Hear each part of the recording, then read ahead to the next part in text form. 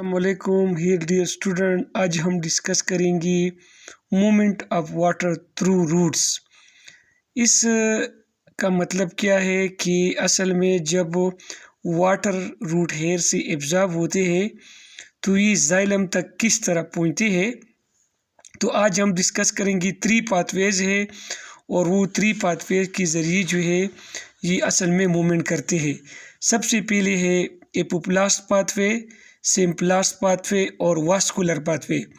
Apoplast pathway का क्या मतलब है? एपो का मतलब है विदाउट, प्लास्ट का मतलब है साइटोप्लाज्म। तो इससे क्या मतलब है? इसका मतलब ये है कि when water move through the cell wall of adjacent cell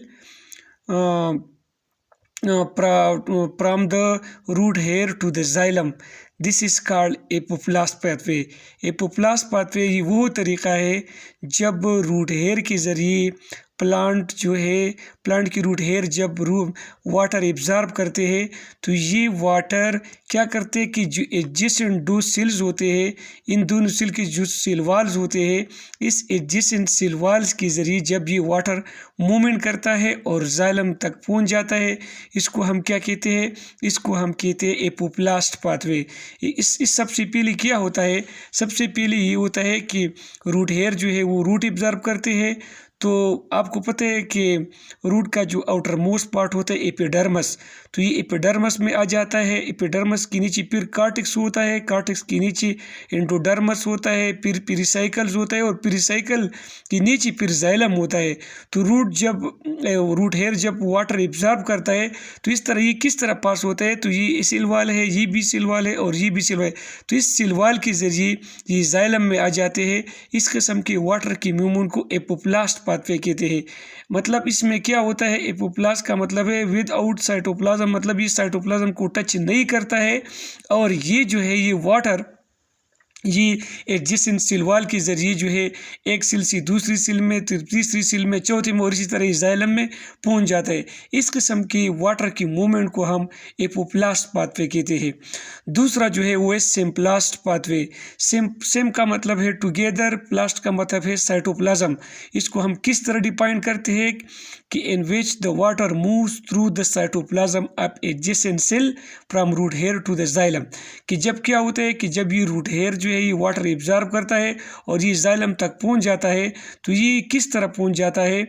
असल में ये जो है ये जो सेल्स की एडजेसेंट सेल की साइटोप्लाज्म है, ये साइटोप्लाज्म ये एडजेसेंट सेल के साइटोप्लाज्म जो है इसके ज़रिए मूवमेंट करता है और जाइलम तक पहुंच जाता है।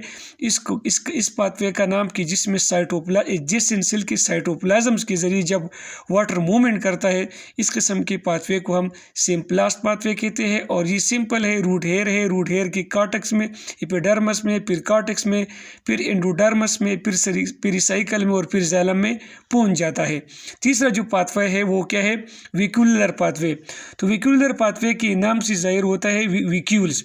तो इसका डिफिनीशन क्या है कि it is a type of pathway, water pathway in which water moves from vacuole to vacuole of the adjacent cell by plasmodesmata. ये वो पाथवे है जिसकी जो जब किसी दो एडजेसेंट सेल की विक्यूल के ज़रिए जब वाटर मूवमेंट करता है रूट हेयर से जाइलम तक, तो इस किस्म के पाथवे को हम क्या कहते हैं? Vacuolar pathway. For example root hair की जब वाटर एब्जॉर्ब होता है तो ये विक्यूल है, फिर ये तो ये मतलब ये जिसमें जो विक्यूल्स है सेल्स की, जो जिस सेल की जो विक्यूल्स है इसके ज़रिए जब जो है ये मतलब मूवमेंट करता है तो इसको हम विक्यूलर पाथवे कहते हैं। विक्यूल के ज़रिए मूवमेंट क्यों करते हैं? क्योंकि इनके दरमियान आपको पता है कि ख़ास किस्म की पोर्स होता है, इसका नाम है प्लाज्मोडेस्माटा। और ये प्लाज्मोडेस्माटा के ज़रिए जो है ये क्या करता है? ये एक दूसरी से दूसरी सेल तक, दूसरी सेल की विक्यूल में ये एंटर हो जाता है और इसी तरह ये जाइलम में आ जाता है। अभी जब ये जाइलम में आ जाता है तो ये स्टिम में किस तरह चले जाता है, मतलब फिर अपर पार्ट्स को किस तरह चलते हैं, तो ये हम नेक्स्ट लेक्चर में डिस्कस करेंगे। लेकिन आपने याद रखना है 3 पाथवे है: apoplast pathway, symplast pathway, vacuolar pathway.